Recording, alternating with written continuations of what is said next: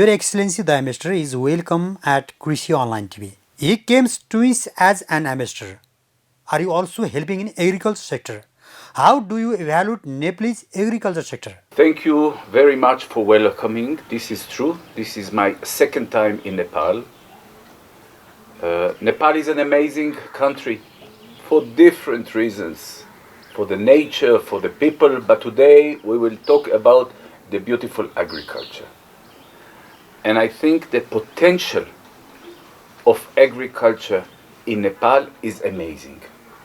And what is the reason? Why it is so amazing, the potential? You have an interesting combination of hard-working people, the farmers. You have an interesting combination of geographical variability, mountains, hills, terai. You have neighbors that are potential importers, consumers of your production. So actually, the potential of agriculture in Nepal is amazing. This is ideal place to do agriculture. If I am not wrong, in Nepal, approximately 60% of the population are farmers. 64.5%. Like China, about 60, 64, 60 something percent of the population are farmers. And this is a good question. Why it is so high? When I say high, the percentage of farmers in Israel is only 3%. 3% of the population in Israel are involved in agriculture. And this is a very complicated question, a very complicated issue. Why in Israel only 3% and in Nepal 60%? And what is the future? And what is the advantage? And which one is better? Now, when 3% in Israel are involved in agriculture, you have more people to work as doctors, as engineers, as teachers, as medical. In Nepal, 60% are busy to bring food.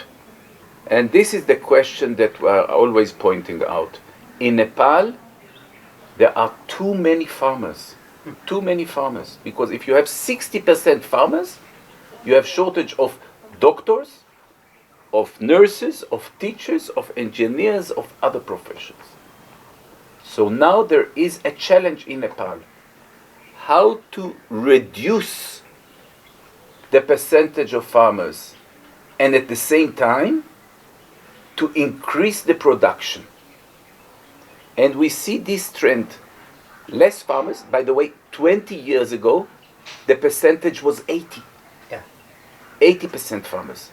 Now the percentage is only 60%. And after 10 years, it will be 50%. So the question is how to reduce the percentage of farmers and to increase the productivity. It's complicated. What kind of support are you giving for this Nepal agriculture sector? The main support that we give to Nepalis is the sharing the know-how, sharing the Israeli technology, sharing the experience from Israel. Israel is a very small country. Israel is half the size of Bhutan. Very small country. And still we are producing all the food and we are exporting the food abroad. And this is what we are teaching, the sharing our experience. And when you share this experience, this is important because agriculture is not a hobby.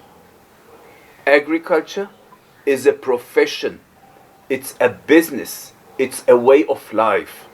And this is what we are sharing with the Nepalis. Now, how do we do it?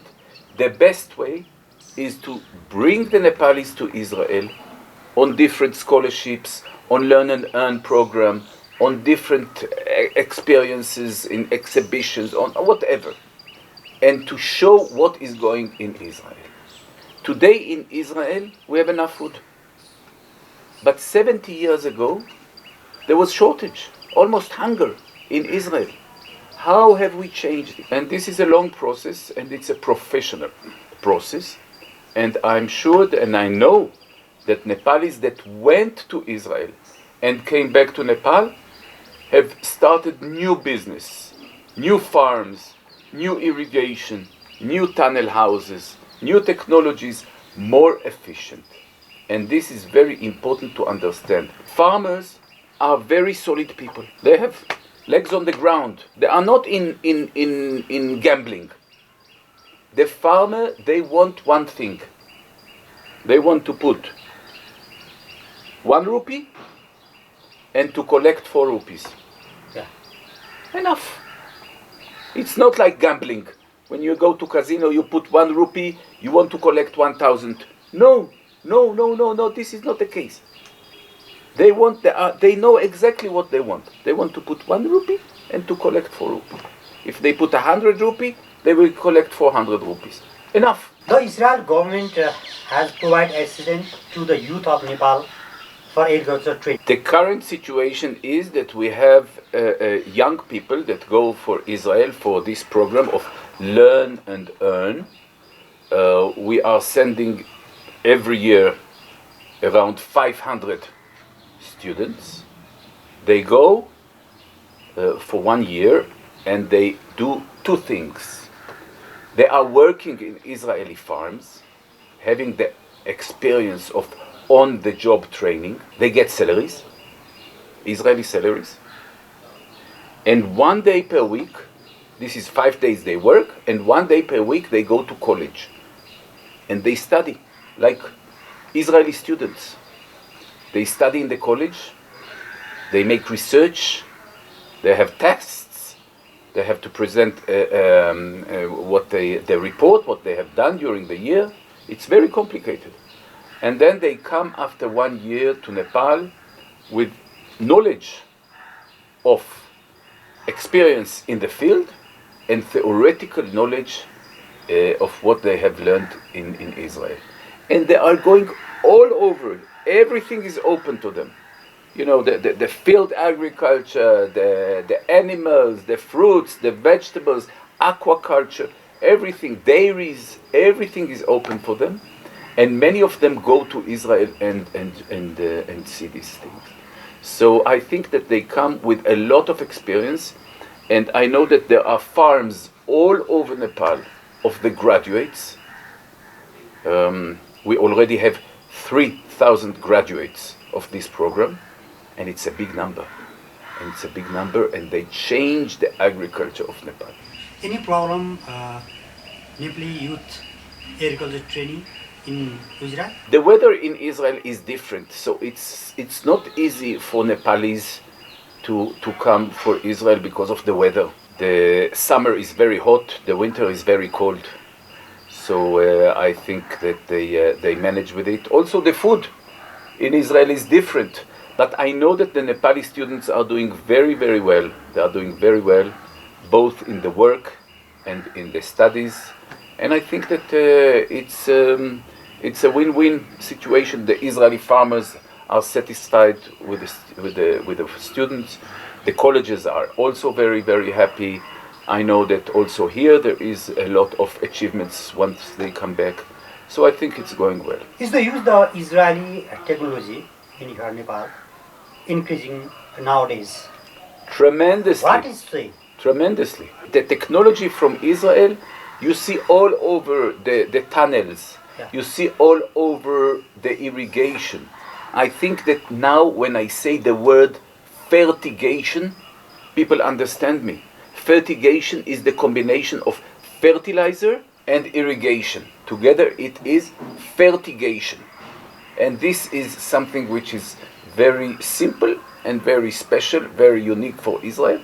People think that, okay, in Israel it's a desert, very hot country, you have to irrigate. Also in Nepal you have to irrigate. Because in the irrigation you put also the fertilizer. You know, in Nepal, how they give the fertilizer? It's waste. It's too cost. In Israel, you give the fertilizer to the plant itself. And there are some companies here in Nepal that are selling Israeli products. There are some companies that are producing these products in Nepal, made in Nepal. The drip irrigation and all this equipment is now produced in Nepal. And I think that Nepal is going very fast forward with development of the agriculture. And I think that Nepal is going, after a few years, Nepal is going to export food.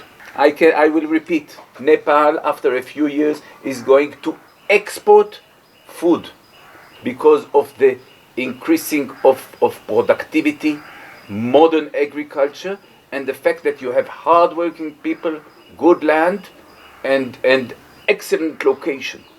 So the potential of Nepal is excellent in this. So, what should Nepal do to become self-sufficient in? Not enough self-sufficient.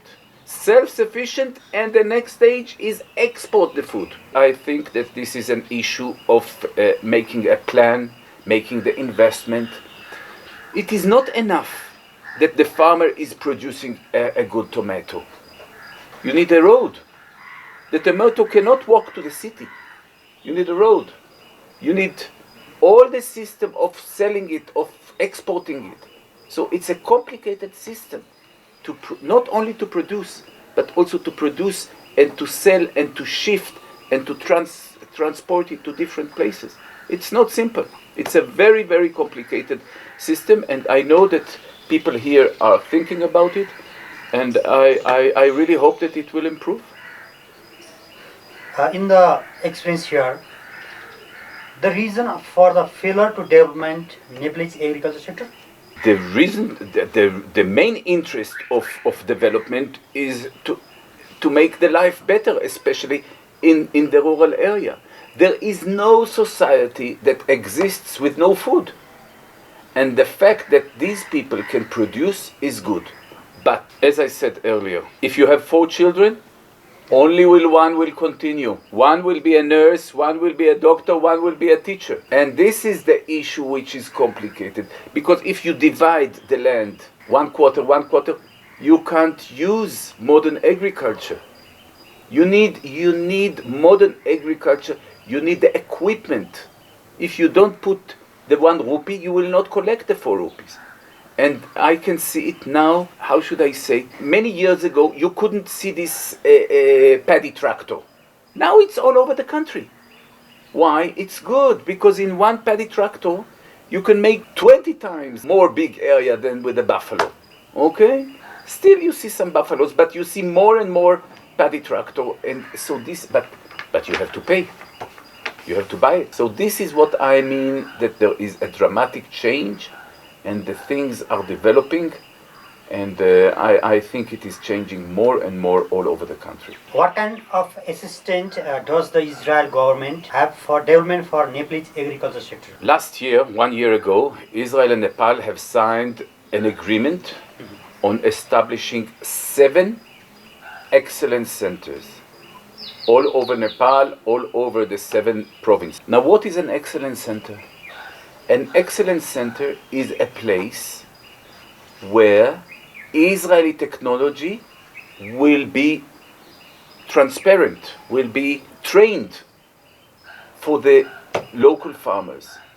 In every province there will be an excellence center that will bring the Israeli technology, of modern technology, and how to advance. And to this center of excellence, the farmers will come from all over the province. They will spend 1 week, sometimes even 2 weeks, and they will understand the new technologies. And they go back to their own land and they will implement it.